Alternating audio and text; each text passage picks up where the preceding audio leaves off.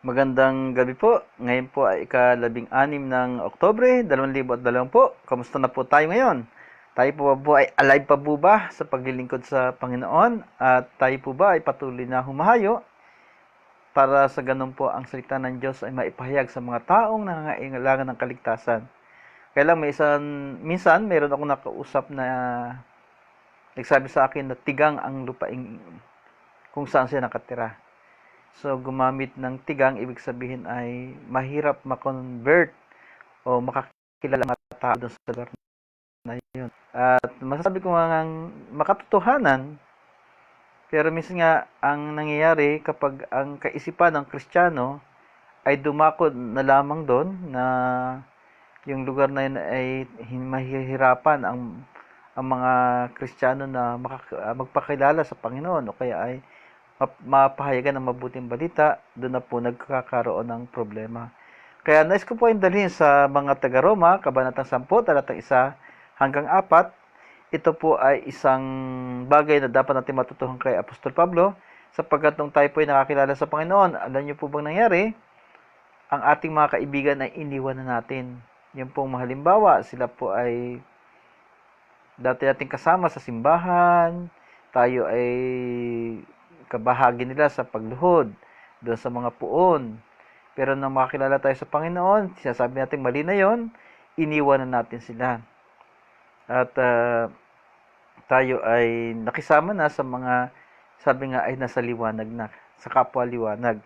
Kaya maganda po itong maintindihan natin, talatang 1, sinasabi rito ni Apostol Pablo, mga kapatid, ang pinaka nanais ko at idinadalangin sa Diyos ay ang maligtas ang Israel.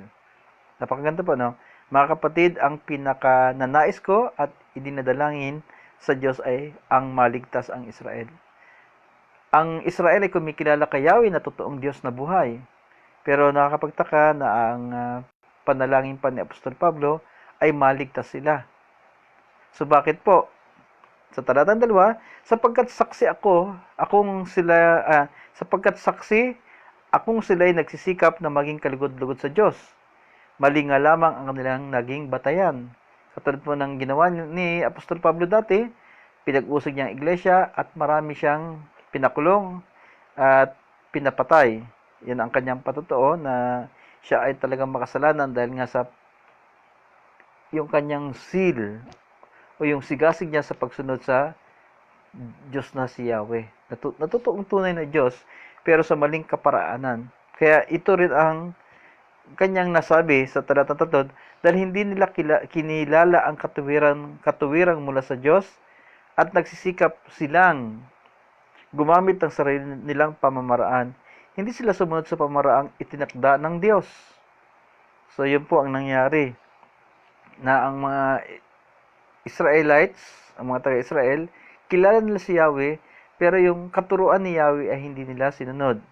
Kaya nga sabi nga nung naging presidente ng India na si Gandhi, yan, ano sabi ni Gandhi? Kung meron naniniwala siya kay Hesukristo, pero mako-convert sana siya maging Kristiyano kung nakikita niya doon sa mga follower ng Panginoon Hesukristo yung katuruan ng Panginoon Hesukristo. Kaya ganun din po, na hindi ibig sabihin pag ginamit ang pangalan ng Diyos ay sa Diyos na talaga. Nakikita natin mga politiko na ginagamit yung pangalan ng Diyos, talagang grabe yung paggamit ng pangalan ng Diyos, pero ito ginamit lang sa motibo na ano po, na ipakita sila ay madasalin, pero wala naman sa kanila ang, kaya nga sinasabi nga, iginagalang nila ang Diyos sa kanilang mga labi, pero ang puso ay malayo sa Diyos. Okay, sa talatang 4,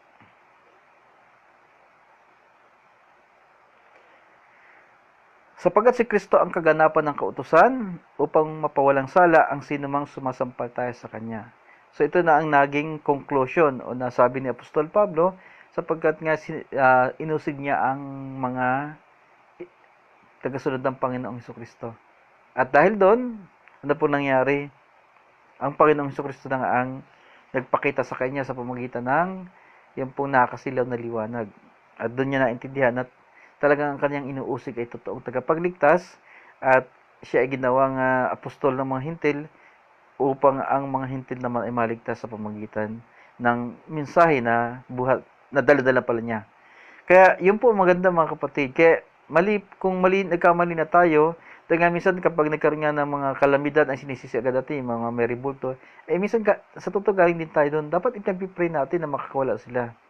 Dahil sinasabi may sumpa yung rebulto, mga ganon. Hindi po doon, hindi naman sinabing sumpa yung rebulto. Ang may sumpa ay ano po yung may sumpa? Sinasabi doon ay paparusahan ng Diyos yung mga anak, third to fourth generation. So magtataka tayo, bakit yung anak? Ganon din yung kay Noe na yung kanyang anak ay na sa kanya ay tumingin ng buso, ika nga. Di ba ng buso? Pero anong sinumpa? Si Kanaan. So may mga hindi natin maintindihan kung bakit ganon. Pero ang napakaganda nito, yung mapawalang salang sino mang sumampalataya sa Panginoon sa Kristo. Yun ang napakagandang bagay na yung sumpa ay wala na. Na yun nga po, dapat ay mahalin natin yung mga taong yan na makakilala sa Panginoon. At ang maituwid ng landas, hindi tayo kundi ginagamit lang tayo bilang patotoo. Tingnan po natin ang mangyayari mga kapatid. Dahil nga po, naubos yung mga kaibigan ko, nagkaroon ako ng problema sa pakikipagkaibigan. At akala ko pag Kristiyano ay Kristiyano. At maging ganun din ako, ugali ko. Kinakailangan talaga magtulungan tayo. Sapagkat minsan ang nagbibigay sa atin ng mali, yun ang katuruan na sinasabing alam na natin ang katotohanan at ang katotohanan ay totoo na sa atin. So, ang katotohanan pala hindi ibig sabihin pag alam natin, knowledgeable tayo, ayun ang totoo. Ang katotohanan pala kapag tayo ay natutong magmahal ng tapat at totoo. Una sa Diyos at sa ating kapwa. Yun pala ang katotohanan. At kung may mali man sa mga ganong ginagawa natin, ang Diyos din ang nagko-correct.